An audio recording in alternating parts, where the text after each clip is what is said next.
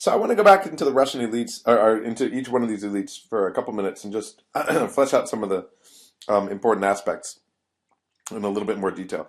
So again, the Russian elites were especially attached to economic infrastructure, industry, and the entire military-industrial complex, which was most heavily based in Kazakhstan and Uzbekistan to a lesser degree. Historically, they tended to be oriented not towards any nation state or any republic, but towards the USSR. They were this Homo Sovieticus. They were the Soviet man. They were these people who were out there. Russian was the lingua franca. They represented the Russian culture in the quote unquote near abroad. Of course, then it wasn't the near abroad at that point. It was just part of the Soviet Union, so part of our country. So they were quote unquote internationalizing the Soviet Union. I've said a lot of quote unquotes, but just quote unquote. Now, toward they were also oriented toward their brethren in Russia proper, especially after the fall of the Soviet Union. And this was facilitated by the fact that the world around them was so, and is so, Russocentric. From TV and theater to trade links, everything has evolved around Russia to a large degree. It did, I should say, through the first decade of independence. But Russians are also a diverse bunch. So keep in mind, you've got the Cossacks, who were mostly in Kazakhstan. They're the most conservative. They were in favor of reunification with Russia. So they were the most likely breakaway separatists. You've got the homesteaders in Kazakhstan and Kyrgyzstan who are more at home. They've settled into the republics in Kazakhstan and Kyrgyzstan. Then you've got the children of exiles, the ones who are in key positions, the intelligentsia, the university types, white-collar workers, and most of them actually have very few ties to Russia at this point. So their ties are largely cultural. I actually have a friend, Elvira, you don't need to know her name. Her name is Elvira, who was really tied more to Uzbekistan than anywhere else. And last time I saw her was around 2004, 2005 in Uzbekistan. And then a few years after that, she emigrated to Russia. But she emigrated to Russia because that's where the work was. She didn't feel connected to Russia. And actually, I'll get in touch with her and ask her how connected she feels to it now. But the point is, a lot of these ties had really faded away. Now, perhaps the biggest problem for Central Asians, or the biggest threat, comes from Russians who came during the Khrushchev and Brezhnev period, who were now suddenly stuck in these foreign countries. And they never moved to learn the culture. They never moved to learn the language. They were often disdainful of the local culture and language. They felt it was inferior. They were, this Homo Sovieticus, and they wanted to see everyone else being this Homo Sovieticus because it was modeled, of course, on the Russian person. So the Russian elites have been a complicating factor, as we've talked about, even with respect to constitution building. The next group I want to talk about are the black market elites. These can be ethnic based, but there are also often ties across national and international lines, primarily within Central Asia, and then the broader former USSR. Like political elites, they frequently were tied with local politicians. So they were conservative. They preferred the status quo. Because this is how they were prospering. They didn't want to see a system that might unroot their roots, unroot their capacity to earn. But unlike political elites, they also have greater links to the people who regularly depend on them to attain basic goods and services otherwise unavailable. So a good case in point there would be in Uzbekistan, the black market traders who deal in currency. Well, you're not going to get dollars, and you're not going to be able to buy lots of things unless you trade on the black market, because the state doesn't have enough dollars to give you. So the state banks won't actually sell you dollars. So these elites have traditionally been involved mostly in local politics, but their preferences are really clear, and they're felt all the way to the top. They've been anti-privatization, since frequently they have a stake in the public operation of companies or land from which their livings are made.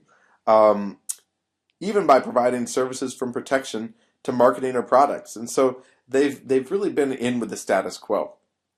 Very specific political agendas that work well with the status quo. Now the intelligentsia, we can talk about three paths here. The co-opted, the loyal opposition, or the opposed.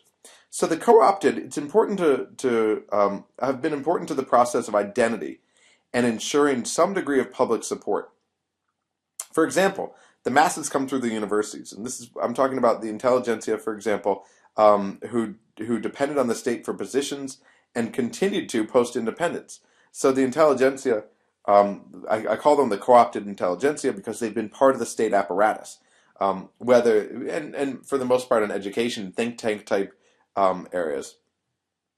Many others are more pro-Russian. They've been educated in Russian and based around the Russo-Soviet norms, and so now they feel estranged in their new states. Come 1992, they often serve as the loyal intellectuals. Also, often serve as the loyal opposition in government, as the loyal opposition in the press, even in parliament, which can give them a handle on non-elites or let them try to generate change from within.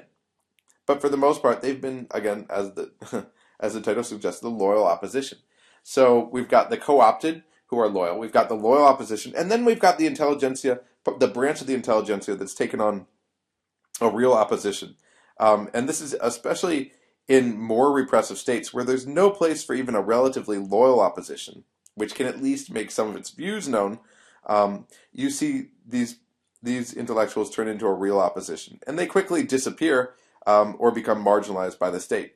And that means that, for example, they're never in the press. So most people, for example, when I was doing my work in Uzbekistan, didn't really know that there was an opposition elite. They didn't really know about the opposition intelligentsia because the opposition intelligentsia had been so marginalized.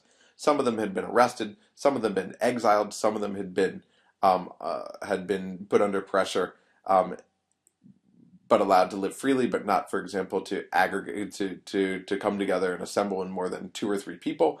And some of them were simply simply unheard of because the press doesn't pick up on them. So that's the fate of the intelligentsia: the co-opted elements, the loyal opposition, and then the opposition. With respect to religious elites, remember we're talking about 2 branches: official and unofficial. Official, from what used to be known as Sadom, the spiritual administration of the Muslims of Central Asia, which had its headquarters in Tashkent until it disappeared in 1993. You've got the official mosque being represented, and political elites were especially worried about fundamentalism, but so were these official religious elites. Now, from non-official Islam, from the perspective of official Islam, non-official Islam was often seen as a source of this particular threat, this fundamentalist Islam. So the IRP in Uzbekistan and Tajikistan, the Alash in Kazakhstan. Opposition groups have sometimes found common cause with non-official Islam because they've got links with the people, the local communities. And often they've got real power here. And often they're not fundamentalists, which is something I need to emphasize because we're not going to talk about religious extremism until the very end of the class. But very often these are not fundamentalists at all. They just want more of a role for Islam within society. There are also fundamentalists, some of whom have graduated from religious schools and want a stronger role of Islam.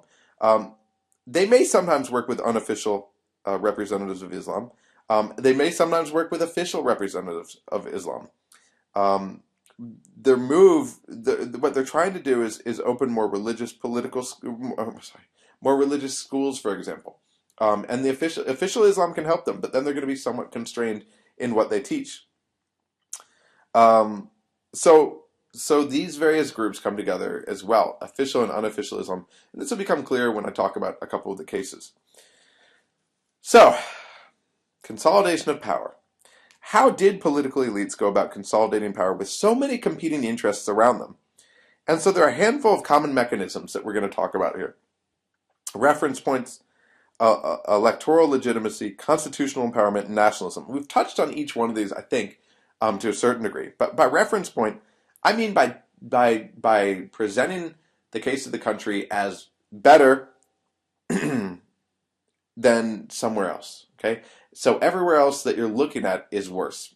And again, from the perspective of Central Asia, where better to look than to your neighbors, and where you look to your neighbors, except to the north, that pesky Russia, where things tend to always be better, and people try to go there to work. Besides Russia, everything's worse.